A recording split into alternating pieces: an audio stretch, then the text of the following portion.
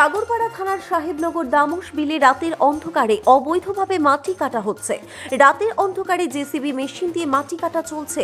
সেই মাটি চলে যাচ্ছে ইটভাটায়। ঘটনার প্রতিবাদে সাহেবনগর এলাকায় পথ অবরোধ করে বিক্ষোভ চলছে।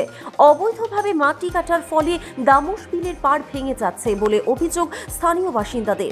এভাবে মাটি কাটার ফলে বর্ষার সময় দামোশ বিলের পাড় ভেঙে যাওয়ার আশঙ্কা করছে সাধারণ মানুষ।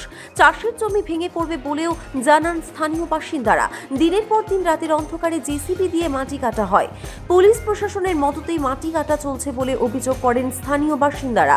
পুলিশকে বললেও কোনো ব্যবস্থা নেওয়া হয় না, ফলে বাধ্য হয়ে শনিবার সকাল 10টা থেকে শেখপাড়া জলঙ্গি রাজ্য সড়ক অবরোধ করে বিক্ষোভ দেখানো হচ্ছে।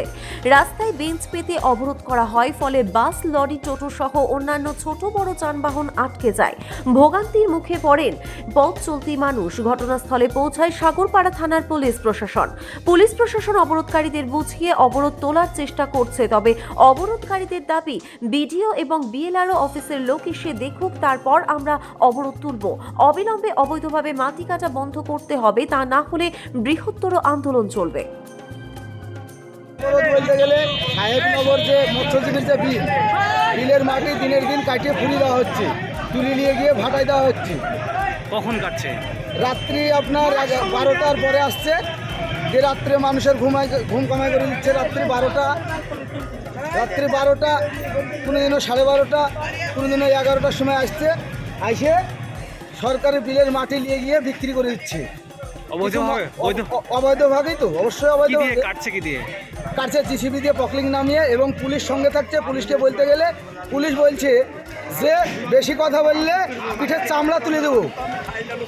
একদম একজন অফিসার হালিমবাবু নিজে বলছে চামড়া তুলে দেবো, নিয়ে গিয়ে এনডিপিএস তোকে দেবো, এনডিপিএস কেসে তোকে ঢুকিয়ে দেবো, চামড়া তুলে দেবো। হালিমবাবু নিজে দাঁড়িয়ে থেকে গাড়ি ছেড়ে দিয়েছে এবং ভিডিও আছে।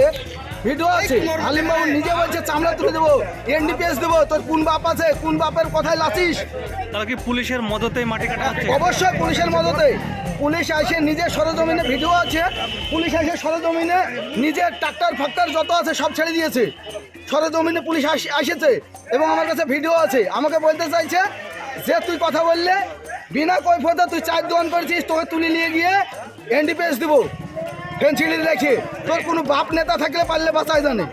এখন কি চাইছেন আপনারা? আমরা চাইছি কেন অবৈধভাবে মাটি কাটবে? সরকারি মাটি কেন কাটবে? আপনার নাম? আমার নাম টিঙ্কু শেখ। বাড়ি সাহেবনগর রায়পাড়া। পুকুর আছে, পুকুরের মাটিতে অবৈধভাবে মাইনুল বেচে দিছে। আচ্ছা, কোথা থেকে কাটছে? পুকুরের মাটি সরকারি এই যে আছে দামোশের এই মাটিতে বেচে দিচ্ছে। একজনে বুঝতে গেলে পুলিশও দাঁড়িয়ে থাকে, সেও কিছু বলে না। পুলিশ দাঁড়িয়ে থেকে বলে যে তোরা কথা বলিস নি, আমরা দেখে নেবো, যা তাহলে আমাদেরকে তাই যায়। রাত্রি হয় আর মাটি কাটে, প্রতিদিন রাত্রি হয় মাটি কাটে। মাটি কোথায় ভাটায় যায়, ভাটাতে নিয়ে যায় মাটি দিয়ে বেশি মাইনুল, আর আবুল বিশ্বাসের ভাটায় যায়। এই হচ্ছে ঘটনা। আর কালুগুন্ডা মাটিতে কাটে। আচ্ছা, এখন কি চাইছেন? এখন সমস্যা যে আমাদের পুকুরের মাটিতে যেন না কেটে বেচতে পারে, তার জন্য আমরা সবাই মিলে এটা বলছি। কতক্ষণ এই অপরাধ চলবে? যতক্ষণ আমাদের মাটির ফাঁচাটা না হবে বিএলআরও বিডিও এসে বলবে যে আমাদের পুকুরের মাটিটা যদি বুঝিয়ে দেয়, তাহলে আমরা ছেড়ে দেবো। মাটিটা বুঝিয়ে দেয় আমাদের গর্তটা, আমাদের গর্ততে বাড়িঘরও ভেঙে যাবে। তো যেভাবে গর্ত করছে আমাদের বাড়িঘর আছে। সমস্যাটা কি হচ্ছে? পাড় ভেঙে যাবে? হ্যাঁ, পাড় ভেঙে যাবে, বাড়িঘর ভেঙে যাবে।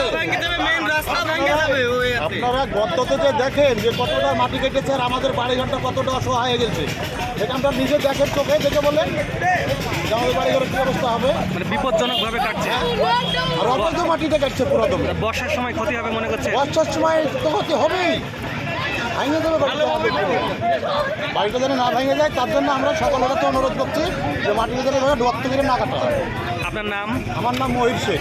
বাড়ি আমার এখানে। ধন্যবাদ।